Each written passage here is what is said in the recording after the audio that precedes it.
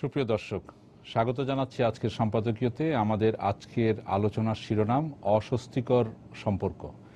আর এ নিয়ে আলোচনার জন্য আমাদের স্টুডিওতে আমন্ত্রণ জানিয়েছি, আমার ডান দিক থেকে পরিচয় করে দিচ্ছি, রয়েছেন সাবেক রাষ্ট্রদূত ও রাজনৈতিক বিশ্লেষক জনাব মোহাম্মদ জমির, রয়েছেন সাবেক সচিব জনাব হুমায়ুন কবির এবং রয়েছেন সিনিয়র সাংবাদিক জনাব ফরিদ হোসেন। আপনাদের তিনজনকে স্বাগত জানাচ্ছি আজকে আমাদের আলোচনা অনুষ্ঠানে। দর্শক, জানিয়ে রাখি, আমাদের আলোচনায় আপনি অংশ নিতে পারবেন, এই জন্য আপনাকে ফোন করতে হবে। আপনার যে নম্বরগুলো পর্দায় দেখতে পারবেন সেই নাম্বারে, এছাড়াও ফেসবুক অথবা SMS এর মাধ্যমে আপনাদের মন্তব্য সরাসরি এই অনুষ্ঠানে পাঠাতে পারবেন। আলোচনা শুরু করার আগে আমরা যেটা করি, শিরোনাম, সেই শিরোনামটা একটু দেখে নিই। পাকিস্তানি হাইকমিশনারকে পররাষ্ট্র মন্ত্রণালয়ের তলব, দেশটির সঙ্গে কূটনৈতিক সম্পর্ক ছিন্ন করার কথা ভাবছে না সরকার, সংসদে পররাষ্ট্রমন্ত্রী।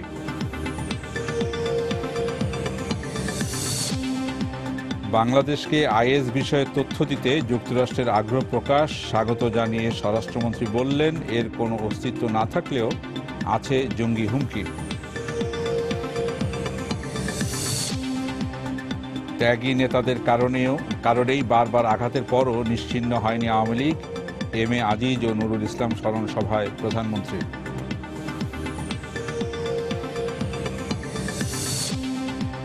বেগম জিয়ার বিরুদ্ধে ডান্ডি ডাইং মামলার বিচার শুরু, তারেক, প্রয়াত কোকোর স্ত্রী ও 2 মেয়ে সহ মোট আসামি 16 জন।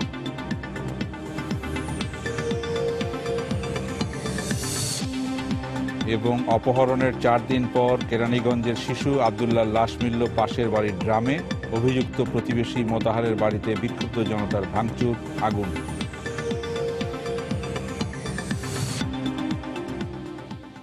আমরা যে আলোচনার আজকে শিরোনামটি অস্বস্তিকর সম্পর্ক, আমরা আপনারা বুঝতেই পারছেন যে এটি বিষয়টি আমরা কোনটা নিয়ে বলছি। গতকাল একটি ঘটনা, পাকিস্তানের সাথে আমাদের যে সম্পর্ক, এই বিষয়টি নিয়ে আমরা বলছি। অস্বস্তিকর সম্পর্ক আসলে কতটুকু অস্বস্তিকর বা কতটুকু কি, সেই বিষয়টি নিয়ে আজকে আমরা আলোচনা করব। সাম্প্রতিক কিছু ঘটনা বলি এবং ঘটেই যাচ্ছে, আমরা দেখি যে একটার পর একটা ঘটনা ঘটেই যাচ্ছে। এবং গতকাল সেই ঘটনার আরেকটি ঘটনা ঘটল। পাকিস্তানের হাইকমিশনের প্রেস শাখার একজন কর্মীকে গতকাল ডিবি পুলিশ আটক করেছিল সন্দেহজনক গতিবিধির কারণে। এবং আমরা দেখি যে এর পরপরই আমাদের ইসলামাবাদে আমাদের হাইকমিশনের একজন কর্মী, প্রেস শাখারই একজন কর্মী, তাকে অনেকক্ষণ পাওয়া যাচ্ছিল, নিখোঁজ ছিল। এবং এইখানে ডিবির কর্মকর্তারা যতক্ষণ আটকে রেখেছিলেন সেই পাকিস্তান হাইকমিশনের কর্মীকে, ঠিক ততক্ষণ 7 ঘন্টা তাকেও আটকে রাখা হয়েছিল, নিখোঁজ ছিলেন তিনি। আটকে রাখা হয়েছিল আমরা বলতে পারি না, যদি আজকে পাকিস্তানের হাইকমিশনারকে আমাদের পররাষ্ট্র মন্ত্রণালয়ে ডেকে একটি এই বিষয়ে ব্যাখ্যা চাওয়া হয়েছে, চিঠি দেওয়া হয়েছে। আমি জনাব মোহাম্মদ জমির, আপনার কাছ থেকেই জানতে চাই যে বিষয়টি নিয়ে আমরা এখন যেভাবে কথাবার্তা চলছে এবং অনেকটা পাল্টাপাল্টির অবস্থানে চলে যাচ্ছে। আমরা দেখেছি বাংলাদেশ সুনির্দিষ্ট অভিযোগে কিছু করতে গেলেই পাকিস্তান একটা না একটা কিছু করে তার পাল্টাটা করছে। আমাদের ক্ষেত্রে অভিযোগ আমরা স্পষ্টভাবে বলতে পারছি, কিন্তু পাকিস্তানের ক্ষেত্রে পাকিস্তান কখনো কোনো স্পষ্ট অভিযোগটা বলতে পারছে না। আমাদের এর আগে যে একজন হাইকমিশনার একজনকে ফেরত পাঠিয়েছে, মৌসুমী রহমানকে, তাকে কেন ফেরত পাঠানো হলো সেই বিষয়ে কিছু বলতে পারছে না। সম্পর্কের এই পর্যায়টিকে আপনি কিভাবে ব্যাখ্যা করবেন? আপনাকে ধন্যবাদ। বিশেষ করে আমার সঙ্গে 2 ব্যক্তি আছেন যারা কিনা পররাষ্ট্রনীতির ক্ষেত্রে একটা বিশেষ ভূমিকা পালন করে এসেছেন গত 40 বছর ধরে। অবশ্য হুমায়ুন তার চেয়ে কিছু কম সময় কাটিয়েছে পররাষ্ট্রনীতির ক্ষেত্রে। আমিও করেছি বহুদিন যাবৎ। না, আমি যেটা বলছি, আমরা আপনাদের কাছ থেকে শুনে আরো সমৃদ্ধ হতে চাই। না, এটা অত্যন্ত অস্বস্তিকর একটা পরিস্থিতি এবং দ্বিপাক্ষিক সম্পর্কের ক্ষেত্রে বিশেষ করে ভারতের সঙ্গে পাকিস্তানের যে একটা প্রয়াস চলছে। মোদি সাহেব লাহোরে গেলেন, নওয়াজ শরীফের সাথে আলোচনা করলেন, কেক কেটে আসলেন, বিরিয়ানি খেয়ে আসলেন, তারপরে দেখলেন পাঠানকোটে গন্ডগোল হলো। এখন পাকিস্তানের মধ্যে আমি বলবো যে পাকিস্তান বাংলাদেশ দ্বিপাক্ষিক সম্পর্কের ক্ষেত্রে কিছু অমীমাংসিত দিক আছে, যে সেই অমীমাংসিত দিকের দিকে আমাদের বাঙালিদের একটা ইচ্ছা, সবাইয়ের ইচ্ছা, আমরা we need to focus attention on those unresolved problems. এখন সেই যেগুলো এখনো সমস্যার সমাধান হয়নি, সেইগুলোর ক্ষেত্রে আমাদের একটা ভূমিকা পালন করার বিষয় আছে। সেটা আমাদের রাষ্ট্রীয়ভাবে আছে, আমাদের দূতাবাস যারা আছে ইসলামাবাদে তাদের এই ব্যাপারে দায়িত্ব আছে। যে সরকারের নীতিগত একটা সিদ্ধান্ত না নিলে সেগুলোর দিকে আমরা যেতে পারবো না। আর দ্বিপাক্ষিক সম্পর্কের ক্ষেত্রে হঠাৎ করে যদি কোনো দাবি আসে, যেটা আমরা শুনলাম পররাষ্ট্রমন্ত্রীর কাছ থেকে, উনি যেটা জাতীয় সংসদে আজকে বলেছেন যে সম্পর্ক ছিন্ন করা, এটা ঠিক হবে না। সম্পর্কের ক্ষেত্রে যেটা আমি বললাম আগে, ভারত পাকিস্তানের মধ্যে তারা 2-3বার যুদ্ধ করেছে, কিন্তু তা সত্ত্বেও আপনি দেখেন একটা প্রচেষ্টা রয়েছে যে অমীমাংসিত ব্যাপারগুলো, যে or challenges towards bilateral relations, আলোচনার মাধ্যমে একটা সিদ্ধান্ত নেওয়ার। আলোচনার ক্ষেত্রেও একটা, কিন্তু এটা it's like a shadow sword fight. বলা হচ্ছে যে পররাষ্ট্র সচিব পর্যায়ে আলোচনা হবে, সেটা স্থগিত করে দেওয়া হচ্ছে। আবার একই ভাবে দেখতে পাচ্ছেন, তার আগে আমরা দেখলাম যে পাকিস্তান এবং ভারত তারা প্রথমে ন্যাশনাল সিকিউরিটি অ্যাডভাইজার ক্ষেত্রে তারা ব্যাংককে মিটিং করলো, তারপরে তারা গেল তুর্কমেনিস্তানে, সেখানে ওখানকার ভাইস প্রেসিডেন্ট, ইন্ডিয়ার ভাইস প্রেসিডেন্টের সঙ্গে আলোচনা হলো নওয়াজ শরীফের।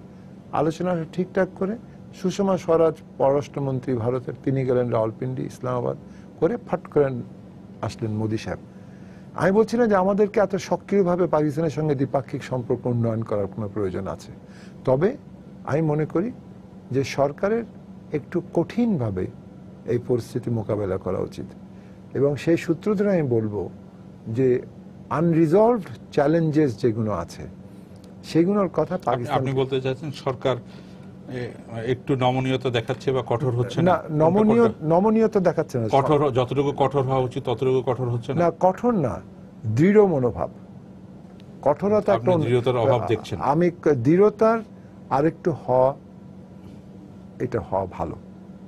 কেন এই যে এই সম্পর্কের ক্ষেত্রে হঠাৎ করে করে পাকিস্তান একজন উদাও হয়ে যাবে, একজনকে সরিয়ে নিতে বলবে, উল্টাপাল্টা কাজ করবে। আমরা আগেও দেখেছি এই যে 10 ট্রাক সেই অস্ত্র সময় থেকে নিয়ে দেখতে কন্টিনিউয়াসলি যে ভারতকে অস্থিতিশীল করার প্রয়োজনে তারা মনে করে যে বাংলাদেশের মাধ্যমে একটা সম্পর্কের অবনতি ঘটাবে ইত্যাদি। না, এই জিনিসগুলো হচ্ছে ভিয়েনা কনভেনশনের বিপরীত জিনিস, ডিপ্লোম্যাটিক নুয়ান্সেসের বিরুদ্ধে। কিন্তু আমাদেরও মনে রাখতে হবে আমাদের একটা কূটনীতিক একটা শিষ্টাচার আছে। যদি আমাদের কোনো কিছু আমরা পাই, পাকিস্তানের দূতাবাসের কোনো ব্যক্তি এমন কোনো কাজ করছে যেখানে কিনা শিষ্টাচার বহির্ভূত, or contrary to Vienna convention, or contrary to diplomatic protocol, তখন সে ব্যাপারে আমাদের বিভিন্নভাবে সেটার আমরা জবাব দিতে পারবো। সেখানেও চুপচাপ বসে থাকা চলবে না। We will have to আমাদের ক্ষেত্রে সেটার কি আমাদের ক্ষেত্রে যে এটা নমনীয়তা বলবো না আমি, নমনীয়তার কনোটেশন হচ্ছে যে আমরা মাথা নিচু করছি, তা নয়। আমরা দৃঢ়তার সঙ্গে কয়েকটা ব্যাপারে আনরিজলভড প্রবলেমস যেগুলো আছে সেগুলো আমাদের সময় এসছে পুনরুত্থান করার। আপনি কিভাবে দেখছেন যে উনি যেটা বললেন যে হ্যাঁ কোনো কোনো ক্ষেত্রে আরেকটু দৃঢ় হওয়া উচিত ছিল, হয়তো সেটার একটা ঘাটতি আছে, হ্যাঁ, তো আপনি কিভাবে দেখবেন? ধন্যবাদ আপনাকে অ্যাম্বাসেডর জমির। যেটা বলেছেন আমি তার সূত্র ধরে যদি যাই, তাহলে আসলে গত কিছুদিন ধরে আমরা যে ঘটনা প্রবাহ দেখছি এবং যেটা আপনি অস্বস্তি বলছেন, আসলেই সেটা অস্বস্তিকর। এখানে দুটোভাবে আমরা দেখতে পারি। একটি হচ্ছে যে আপাত দৃষ্টিতে আমরা যা দৃশ্যমান ঘটনা বলি, এই যে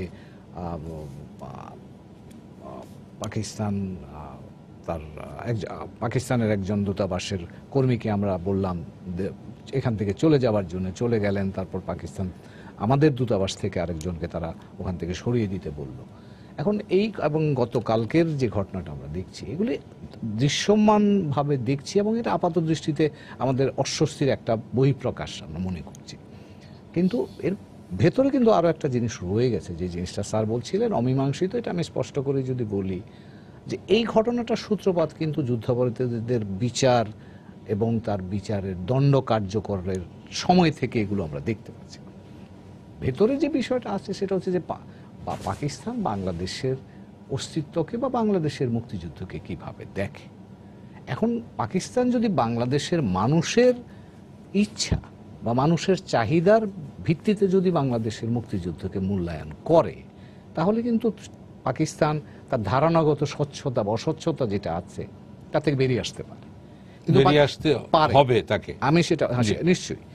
এবং তারা যদি আবার সেটাকে অন্যভাবে দেখতে চেষ্টা করে যে এটা আরেকজনের কোনোদিনই বের হওয়ার সুযোগ নেই। কাজে আমার কাছে মনে হয় যে পাকিস্তান বাংলাদেশ সম্পর্কে স্বচ্ছতার প্রয়োজনে পাকিস্তানকে এই বাস্তবতাটা মানতে হবে, এবং যত দ্রুত তারা মানবে এবং সেটাকে স্বীকার করবে, ততই কিন্তু সম্পর্কে স্বচ্ছতা আসবে এবং জটিলতা থেকে আমরা বেরিয়ে আসতে পারবো।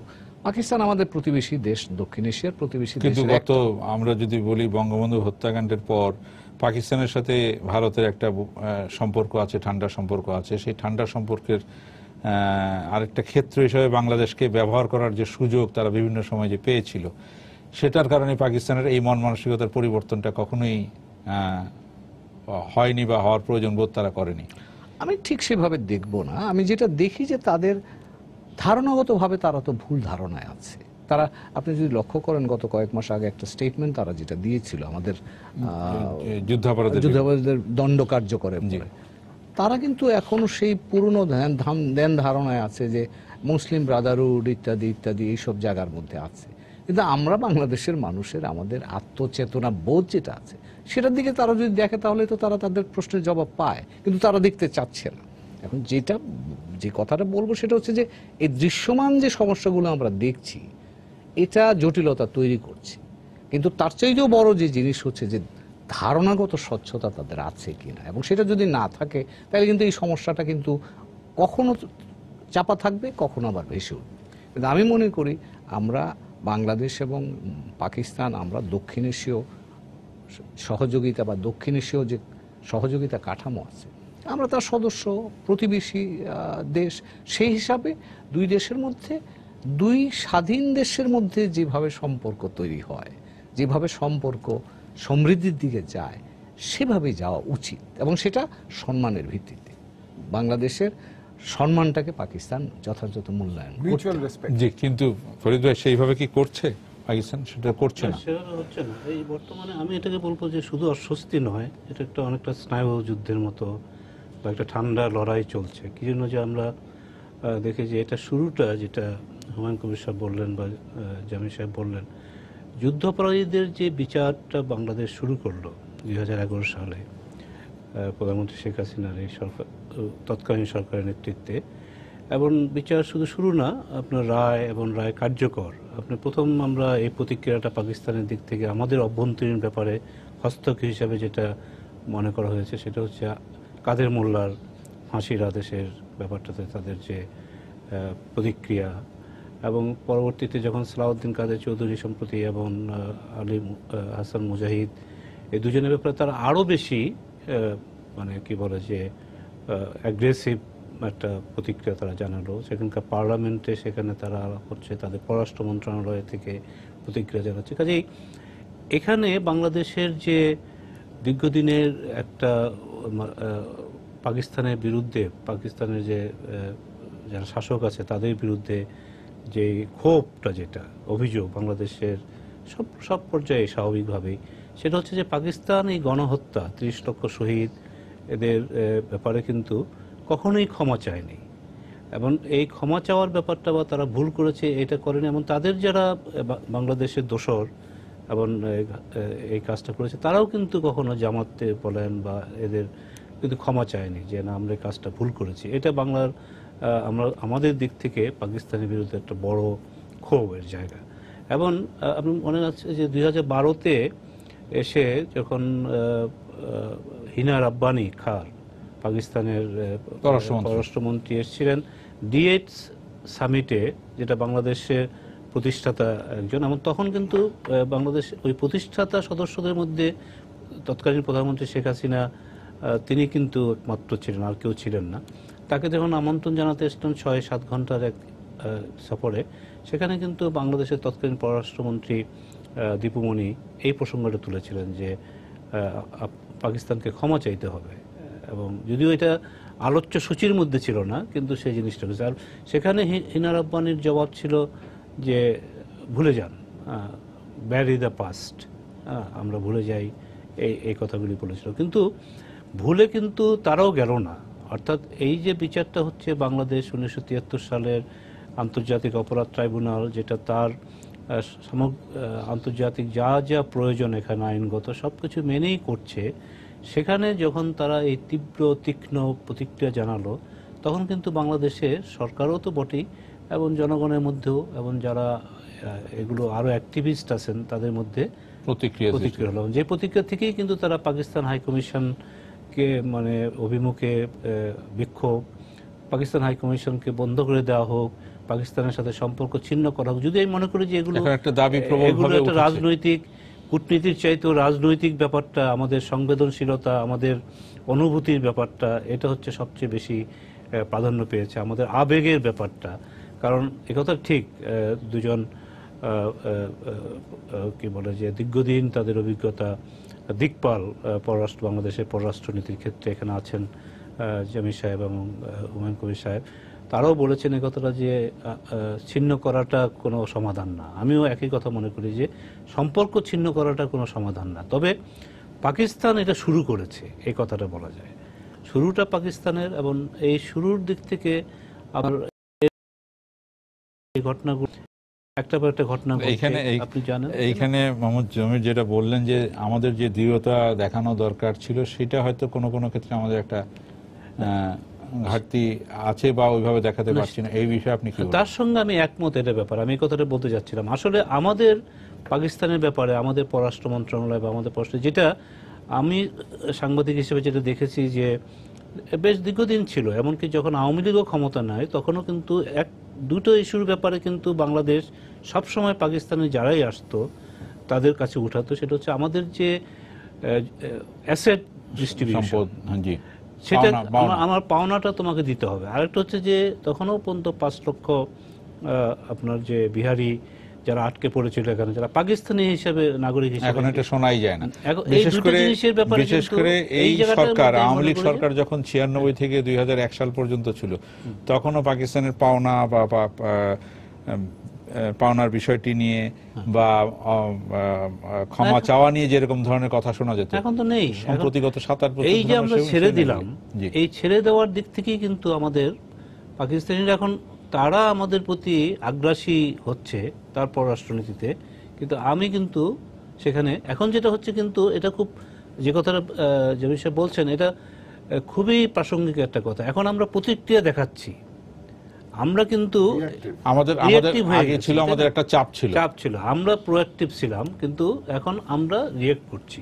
এমন রিয়েক্ট করছি এমন একটা বিষয়ে, যে বিষয়টা দীর্ঘদিন ছিল না পাকিস্তান ভারতের বাংলাদেশ পাকিস্তানের সম্পর্কের মধ্যে, সেটা পাকিস্তানে শুরু করেছে। কিন্তু আমাদের প্রয়োজন ছিল ওই দুইটা ইস্যুতে যে আমরা বরং ওটা মেনে নিয়েছি যে এরা আর যাবে না, এদেরকে আমাদের দেশে নাগরিকত্ব দিয়ে দেওয়া হোক। আমাদের হাইকোর্টও তাই বলেছে, তাদেরকে ভোটার বানানো হয়েছে, কাজে ওই ইস্যু আপনার শেষ হয়ে গেল।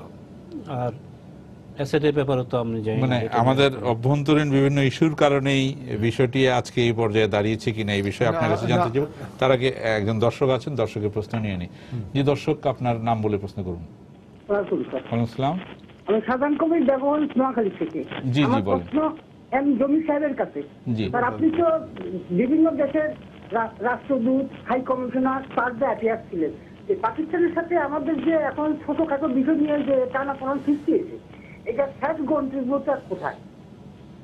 ধন্যবাদ আপনাকে। শেষ গন্তব্য নিয়ে আমরা আলোচনা করছি, শেষ গন্তব্যটা কোথায়। আর যেটা ছিল আগে, আমরা যেটা ফরিদ ভাই বললেন যে আগে আমরা একটা চাপ ছিলাম, পাকিস্তান ডিফেন্সিভে ছিল, এখন আমরা চাপটাকে কিছুটা হালকা করে দিয়েছি। পাকিস্তান এখন না, আমি যেটা এখানে বলি জুবাইর, সেটা হচ্ছে ফরিদ যেটা বলছিল, দুটো জিনিস আমাদের মনে রাখতে হবে। পররাষ্ট্র নীতির ক্ষেত্রে আমরা যদি ভারতকে, আমি আবার ভারতকে টেনে নিয়ে আসছি, ভারতের ভেতরে যত দল আছে তাদের মধ্যে অন্তর্দ্বন্দ্ব, প্রচুর অন্তর্দ্বন্দ্ব আছে। কিন্তু যখন ওয়েন ইট কামস টু পররাষ্ট্র নীতিমালা কি কাশ্মীর, সব এক হয়ে যায়। আমাদের এখানে পাকিস্তান যে সকল কর্মকাণ্ডের এখন লিপ্ত হচ্ছে, সেটা কিন্তু আমরা যদি লক্ষ্য করি, বিশ্লেষণ করে, বিশেষ করে এ মোর অ্যাগ্রেসিভ অ্যাপ্রোচ, এটা হচ্ছে এই নওয়াজ শরীফ সরকার আসার পর থেকে এবং এইটা হচ্ছে 2013 পর থেকে, বিশেষ করে যখন তারা দেখতে পাচ্ছে যে বাংলাদেশের ভেতরে অন্দরমহলে বিভাজন সৃষ্টি হয়েছে মুক্তিযুদ্ধ নিয়ে, কারা মুক্তিযোদ্ধাদের খুন করেছে তাদের ব্যাপারে, এবং এই যে ট্রাইব্যুনাল ট্রায়াল যত কিছু হচ্ছে, এটা একটা রাজনৈতিক একটা পটভূমিকা সেখানে দেখা যাচ্ছে। যখন তারা দেখলো যে বাংলাদেশের ভেতরে একটা বিভাজন রয়েছে, দে টেকিং অ্যাডভান্টেজ অফ দ্যাট।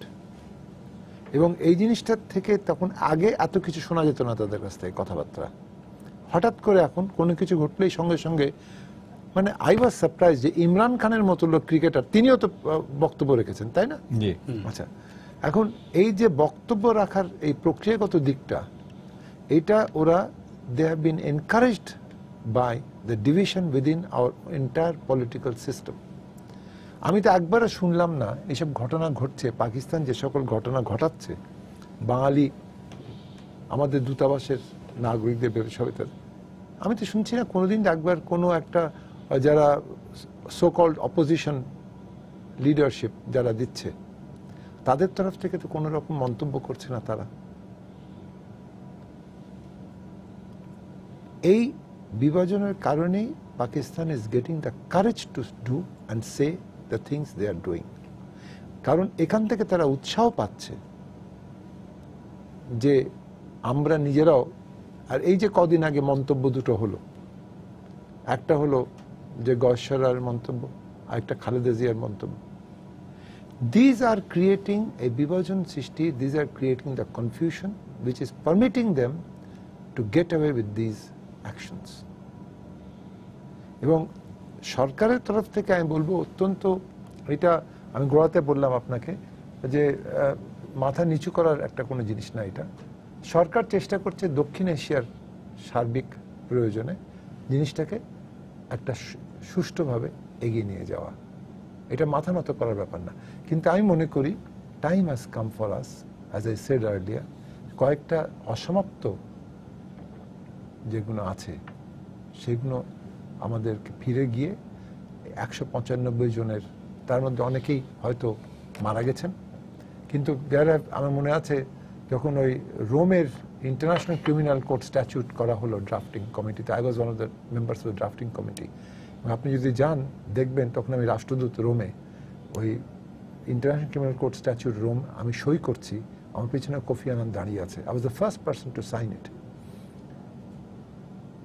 পরবর্তীতে আমি যখন অ্যাম্বাসেডর বসনিয়ায়, তখন ওই বসনিয়াতে যে দুর্ঘটনা ঘটেছিল সার্বিয়ার লোকজনকে ট্রায়াল করার ব্যাপারে হেগে, সেখানে জেনারেল ওয়েসলি ক্লার্ক এবং নিকোলাস বার্নসকে ধরে that thing was organized by us. আমি তখন ব্রাসেলসে। এই জিনিসগুলো আমাদের এখন সময় এসছে, সেখানে পরিষ্কার আছে যদি কেউ মারাও গিয়ে থাকে, যদি কোনো জেনোসাইড করে থাকে, অংশগ্রহণ করে থাকে ক্রাইম এগেনস্ট হিউম্যানিটিতে, he can still be judged and he can be, যদিও মারা গেছে, he can be in, or he is missing, in absentia he can be tried. আমাদের এই 195 জন লোক, হয়তো তাদের মধ্যে অনেকেই ইহকালে নেই, পরকালে চলে গেছে, কিন্তু they must be named and shamed. এবং একইভাবে আমাদের যতটুকু ছিল সম্পদ তখনকার সময় 1971 সালে পরে, আমার মনে আছে, এখনো মনে আছে, 1972 সালের ফেব্রুয়ারি মাসের প্রথম সপ্তাহে, তখন ওই একটা মিটিং হচ্ছে বঙ্গবন্ধুর ওখানে, বেরোলো যে $16.5 মিলিয়ন হচ্ছে আমাদের total foreign exchange reserve. That was all we had, এবং কিচ্ছু নাই বিভিন্ন কারণে। তখন এই কারণে হলো যে উনি যাচ্ছেন কলকাতায়, উনি ওখানে একটা স্পিচ দেবেন ফার্স্ট উইক অফ ফেব্রুয়ারিতে, ইন্দিরা গান্ধীর সাথে মিটিং হবে। পরবর্তীতে কথা হলো যে যেহেতু আমরা জাতিসংঘের সদস্য নই, তখন জাতিসংঘ প্রিন্স সাদুদ্দিন আগা খান ইউএনএইচসিআর থেকে লোক পাঠালেন, উনি তখন হেড অফ ইউএনএইচসিআর, উনি লোক পাঠালেন, এবং তখন ওখান থেকে সার্জিও ভিয়েরা দে মেলো, পরে যে আন্ডার সেক্রেটারি জেনারেল হলো, মারা গেল। তো I was made the person by Bangabandhu যে তুমি এটা দেখাশোনা করবে। রিপ্যাট্রিয়েশন কমিটি একটা করা হলো, কারণ বাংলাদেশ যারা আছে ওখানে আটকে রয়েছে তাদেরকে ফেরত আনা এবং এখান থেকে বিহারিদের নিয়ে যাওয়া।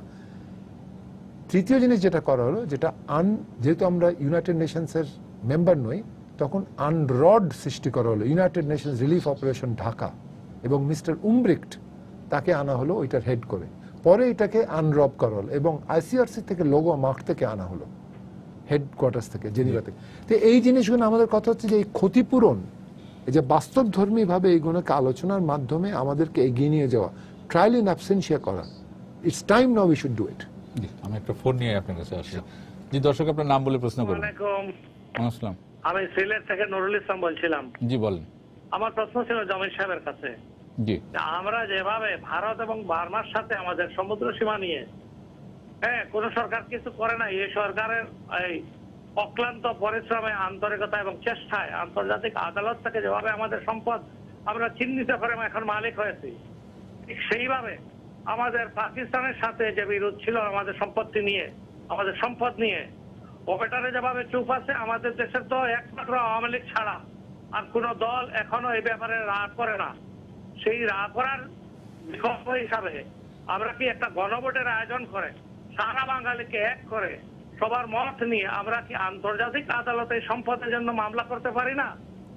জি ধন্যবাদ আপনাকে। এটা জনাব হুমায়ুন কবিরও বলতে পারেন, আপনি পরে এটার সাথে পরিচিত, মানে আমাদের পাওনা বা বিষয়টি নিয়ে আমরা আমরা পারি, আন্তর্জাতিক তবে সেই সিদ্ধান্তটা রাজনৈতিক সিদ্ধান্ত, এটা সরকারের সিদ্ধান্ত হতে হবে, তবে আমরা সেটা নিয়ে আন্তর্জাতিক আদালত বলেন, যে কোনো আরবিট্রেশন কোর্টে বলেন, সেখানে আমরা যেতে পারি, নিশ্চয়ই আমরা পারি। তবে আমি ফরিদ ভাইয়ের কিন্তু আমাদের সেই ধরনের রাজনৈতিক সিদ্ধান্তে সেটা তো আমাদের এক হওয়াটা খুব কঠিন, আমাদের যে অবস্থা। এবং সেক্ষেত্রে অ্যাম্বাসাডর জামিল যে কথাটা বললেন, এটা প্রোফাউন্ড একটা কথা, সেটা হচ্ছে যে আমরা অভ্যন্তরীণভাবে যতক্ষণ পর্যন্ত আমাদের স্বার্থ কি এ সম্পর্কে একটা ঐক্যমত্যে না পৌঁছতে পারবো, ততক্ষণ পর্যন্ত কিন্তু এই বাইরে আমাদের এই সমস্যাগুলো থাকবে। আমরা আজকে পাকিস্তান নিয়ে কথা বলছি, অন্য দেশের সাথেও তো এই ধরনের সমস্যা আমাদের হতে পারে। আমাদের পাকিস্তানের সাথে বিশেষ করে পাকিস্তানের এই বিষয়টা এই কারণে আসে যে আমাদের এখানে জঙ্গিবাদ, আজকে যেটা মার্কিন রাষ্ট্রদূত আমাদের স্বরাষ্ট্রমন্ত্রীর সাথে দেখা করে প্রস্তাব দিলেন, স্বরাষ্ট্রমন্ত্রী বললেন যে এখানে জঙ্গিবাদ আছে, আইএস নাই, কিন্তু জিনিসটা হচ্ছে এই জঙ্গিবাদের পেছনে যে অর্থায়ন, এর জন্য সবচেয়ে বেশি অভিযুক্ত করা হয় পাকিস্তানকে। এবং আপনি দেখেন যে গতকালকে যে পাকিস্তানের যেই হাইকমিশনের যে কর্মীকে ধরা হয়েছিল, তার কাছে পাওয়া গিয়েছে কি ভারতীয় রুপি।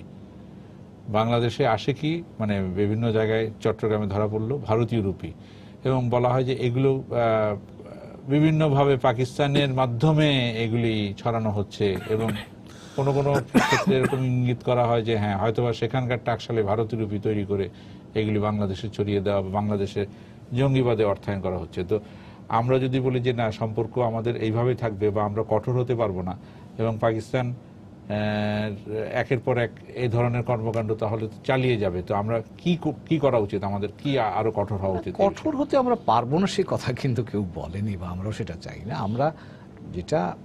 আমরা যদি সম্মানজনকভাবে আত্মসম্মান নিয়ে থাকতে চাই, তাহলে যেখানে আমাদের কঠোর হওয়া দরকার সেখানে আমাদের কঠোর হতে হবে।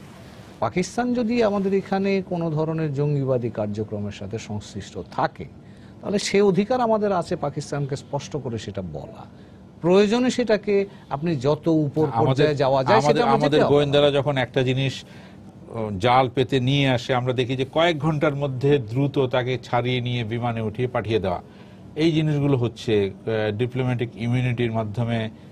এর আগে আরেকজনকে কমপক্ষে 2জন বা 3জনকে সরিয়ে নেওয়া হয়েছে খুব দ্রুত, যখনই তাদের এই গোয়েন্দা জাল বিস্তার করে তাদেরকে একটা মোটামুটি তদন্তের শেষ পর্যায়ে নিয়ে আসা হয়েছে, আমরা দেখেছি। তো না, সেটা হতে পারে, এবং সেটা আন্তর্জাতিক কূটনৈতিক রীতিনীতি যা আছে সে অনুযায়ী আমাদেরকে যেতে হবে, কারণ আমরা নিজের অবস্থানটাকে নিশ্চয়ই আমরা স্পষ্টভাবে সামনে তুলে ধরবো, কিন্তু এছাড়াও কূটনৈতিক কাজে যখন আমরা যাই, তখন সবার জন্য যে আইন আছে সেই আইনটি আমাদেরকে মানতে হবে, এবং সেই ক্ষেত্রে যদি আমরা কাউকে সন্দেহ করি, তাকে প্রত্যাহার করার জন্য বা তাকে সরিয়ে দেওয়ার অধিকার তো আমাদের আছে, সেটা আমরা এক্সারসাইজ করেছি, আরও যদি হয় সেটা আমরা এক্সারসাইজ করব, সেটা আমাদের করতে হবে। কাজেই এখানে তাহলে আমাদের প্রস্তুত থাকতে হবে যে হ্যাঁ, আমরা সুনির্দিষ্ট অভিযোগে একজনকে যখন আমরা প্রত্যাহার করতে বলবো, আমাদের মানসিকভাবে তৈরি থাকতে হবে, আমাদের একজনকে তারা ফেরত পাঠাবে, এইভাবে নিয়ে পাকিস্তানের সাথে লড়তে হবে। তাই কি? সেটা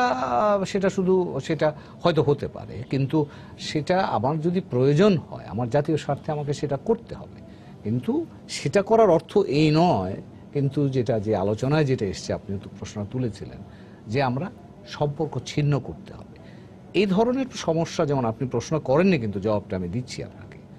এখন প্রশ্ন হচ্ছে যে তাহলে আমরা কি করা উচিত পাকিস্তান এখন পাকিস্তানকে আমরা বিভিন্ন নোটের মাধ্যমে জানাচ্ছি যে আমরা এটা প্রতিবাদ করছি, আমরা এটা পছন্দ করছি না, এটা আমরা বলছি। যদি এটা কাজ না করে তাহলে আমরা, যেহেতু কূটনৈতিক সম্পর্কের বিষয়, সেহেতু কূটনৈতিক সম্পর্ক তো যুদ্ধের বিষয় না, আলাপ আলোচনার বিষয়, আমরা যথোপযুক্ত পর্যায়ে আলাপ আলোচনার জন্য পাকিস্তানকে আহ্বান করতে পারি এবং পাকিস্তানের সাথে বসে প্রয়োজনে সরাসরি আমরা আমাদের অবস্থাটাকে তুলে ধরতে পারি। এবং যেমন ধরুন ফরেন সেক্রেটারি লেভেল মিটিং বহু বছর ধরে হচ্ছে না, এটা কিন্তু পেন্ডিং হয়ে আছে, প্রয়োজনে আমরা সেটাতে যেতে পারি এবং সেখানে বসে আমরা পাকিস্তানকে স্পষ্ট করে এই মাসেই হওয়ার কথা বলতে পারি যে এই প্রবলেম তোমার সাথে আছে আমার, যদি তোমরা এই বাংলাদেশের বিষয়ে স্বচ্ছ অবস্থানে না আসো অথবা আমাদের এই বিষয়ে অভ্যন্তরীণ বিষয়ে তোমরা এভাবে জড়িত থাকো, তাহলে আমরা সম্পর্কে অবনতি হবে, তার জন্য তোমরা দায়ী থাকবা। কথা স্পষ্ট করে পাকিস্তানকে বলার অধিকার আমার আছে এবং আমরা বলতে পারি, এবং এতে করে কিন্তু সাহস থাকা না থাকার কিছু নয়। আমার অবস্থান যেটা সেটা আমি স্পষ্টভাবে তার কাছে তুলে ধরবো। তারপর যদি সম্পর্ক খারাপের দিকে যায়, দায়িত্ব পাকিস্তানের। এবং সেখানে তো আমি আগে বলেছি যে পাকিস্তানকে তার বাংলাদেশ সম্পর্কে ধারণার স্বচ্ছতাটা দরকার। যতক্ষণ এটা না আসবে ততক্ষণ এই ধরনের হিকাপ যদি বলি আমি, ক্ষণে ক্ষণে এই ইস্যু নিয়ে কিন্তু এটা হতে পারে। এখন আপনি বলছেন আমরা যুদ্ধাপরাধের বিচার নিয়ে এই সাম্প্রতিক ঘটনাবলী দেখছি। 2000 সালে কিন্তু একজন মারুফ রাজাকে এখান থেকে একজনকে ফেরত পাঠানো হয়েছিল, মনে আছে স্যার? রাজা বোধহয় ডেপুটি হাই কমিশনার ছিলেন, তাকে তখন তো এটা আসেনি, কিন্তু তখন কিন্তু প্রবলেম তৈরি হয়েছিল। তো কাজেই পাকিস্তান বাংলাদেশ সম্পর্কে তার যতক্ষণ ধারণাগত স্বচ্ছতা না আনবে ততক্ষণ এই ধরনের সমস্যা কিন্তু থাকতে পারে। এবার আমি ফরিদ ভাই যেটা বলেছেন, পাকিস্তানকে আমরা আমাদের সম্পদ বন্টনের বিষয়টা বলি না, কথাটা কিন্তু ঠিক না, এটা বলা হয়। তবে এখনকার পাবলিক ডোমেইনে আমাদের পাবলিক ডিসকোর্সে বিষয়টা অত স্পষ্টভাবে আসে। বলাটা অনেক ক্ষেত্রে মানে রাজনৈতিক বলাটাই বেশি বলা হয় বলে মনে হয়, যে একেবারে সত্যিকার ভাবে আনুষ্ঠানিকভাবে চিঠি দিয়ে চাপ দিয়ে বলা, সেইভাবে কি বলা হয়? কূটনৈতিকভাবে যতখানি বলার দরকার সেভাবে তো বলা হয় বলে। কি বলবেন? যেটা অব্যাহত ভাবে এই জিনিসটাকে রাখা, সেইটাকে আমি বলছি আর কি, যে আছে এটাকে এখন, যেমন এক সময় তো আমরা ভারতের সঙ্গে কাঁটাতার নিয়ে আমরা খুব কথা বলতাম, ভারতের কাঁটাতারের ব্যাপারটা। এখন কিন্তু আর সেই বিষয়টা নিয়ে বাংলাদেশ থেকে, আগে বাংলাদেশে আপনিও মিডিয়ার লোক আমিও মিডিয়ার লোক, সেই ক্ষেত্রে এটা আমি যদি কাঁটাতারের বেড়ার কথা আপনি বললেন, কাঁটাতারের বেড়ার ক্ষেত্রে কিন্তু মিডিয়ার একটা ভূমিকা ছিল, এবং মিডিয়ার ভূমিকা ছিল বলেই সরকার কিন্তু তাগিদ অনুভব করেছে। তাহলে কি আমরা পাকিস্তানের সাথে পাওনার ব্যাপারে মিডিয়ার চাপ নেই বলে সরকার তাগিদ অনুভব করছে না? এই ধরনের এটাও আছে একটা মিডিয়া একটু আমি যেটা বলতে চাচ্ছি যে এটা আমি খুব একটা এখানে অস্বস্তি কথাটা যেটা বলেছেন, এটা আমাদের জন্য খুব ভালো দিক না। সেটা যে পাকিস্তান আমাদের অনেক ব্যবসা বাণিজ্য হচ্ছে, টুকটাক অনেক কিছু চলছে, কিন্তু আমরা পাকিস্তানকে বা পাকিস্তান আমাদেরকে আমরা ভুলে বসেছি আর কি। পাকিস্তানকে নিয়ে আমরা খুব একটা ভাবছি না। আমাদের আছে না যে আপনার এর সাথে সম্পর্ক উন্নয়ন করতে হবে বা আমাদের উদ্যোগী হতে হবে।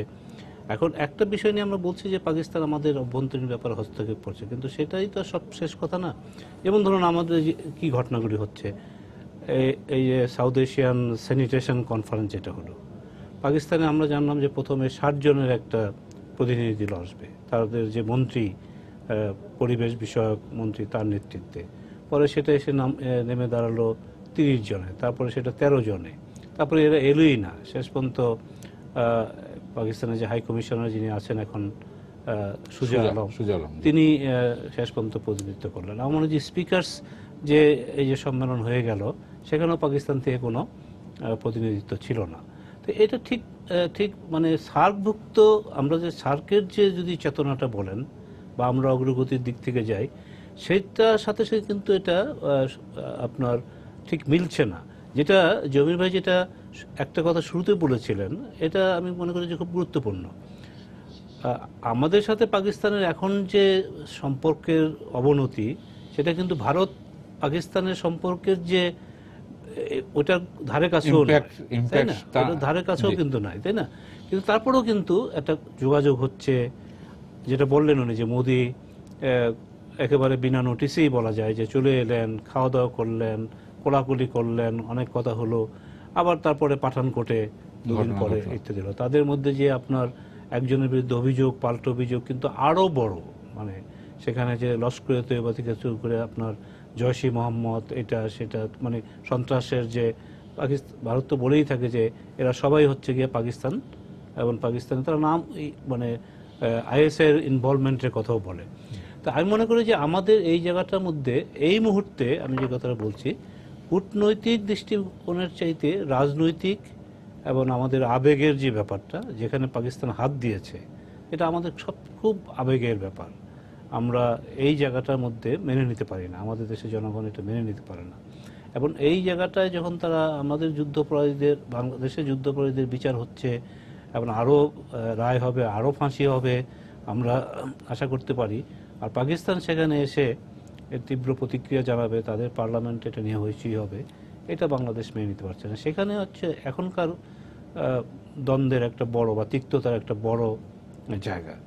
জি, তো আপনি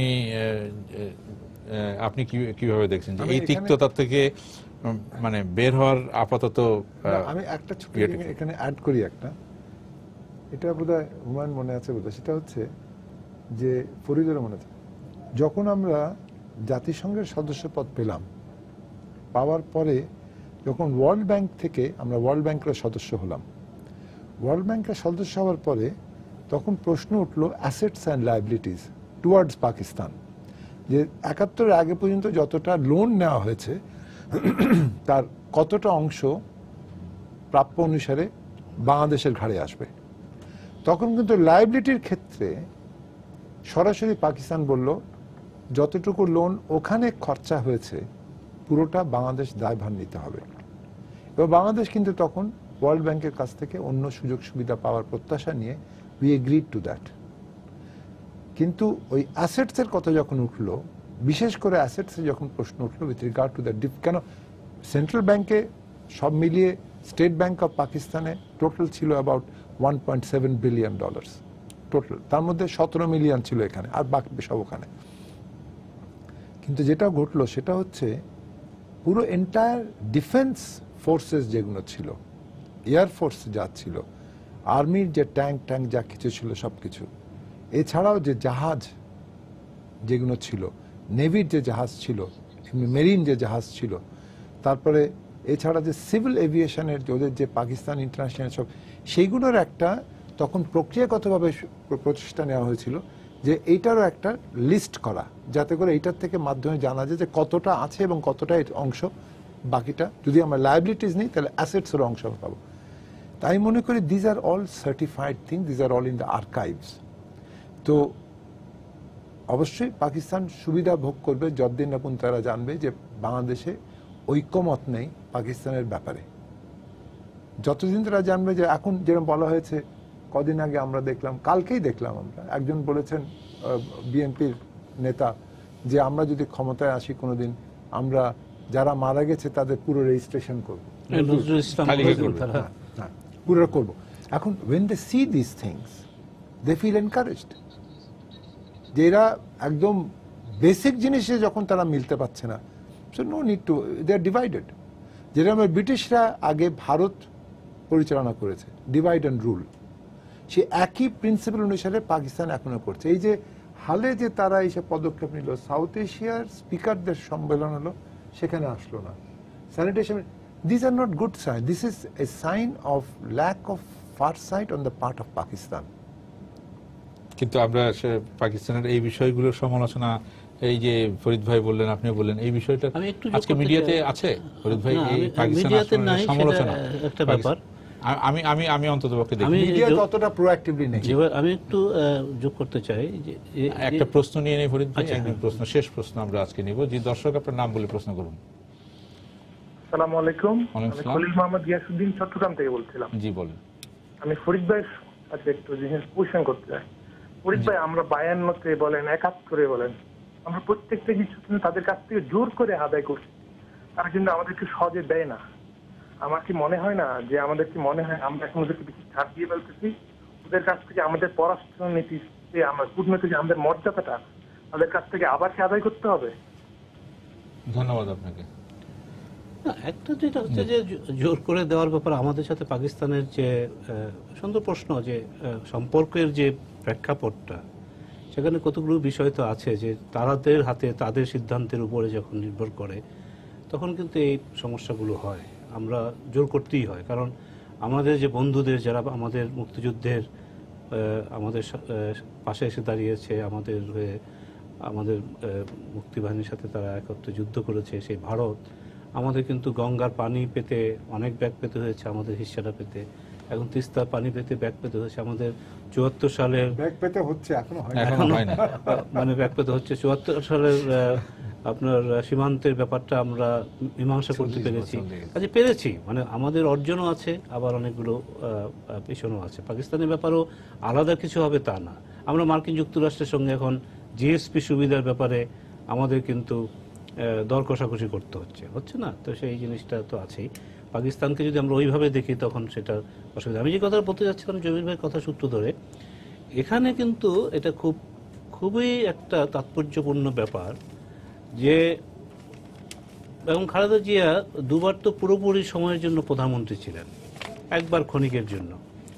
তখন তিনি কিছু বলেননি এই মুক্তিযুদ্ধের শহীদের সংখ্যার ব্যাপারে, কিন্তু এই যে সম্প্রতি হঠাৎ করেই তিনি তার যে 92 দিনের আন্দোলন এবং সেই যে জ্বালাও পোড়াও, পেট্রোল বোমা এবং মানুষ হত্যা, সেগুলোর যখন তীব্র সমালোচনার মধ্যে তিনি আছেন, চাপের মুখে আছেন, তখন তিনি হঠাৎ করে তার একটা বক্তৃতায় তিনি তার দলের মুক্তিযোদ্ধাদের বক্তৃতায় বললেন যে এই সংখ্যাটা মূলত তিনি যেটা বললেন এই সংখ্যাটা নিয়ে প্রশ্ন আছে।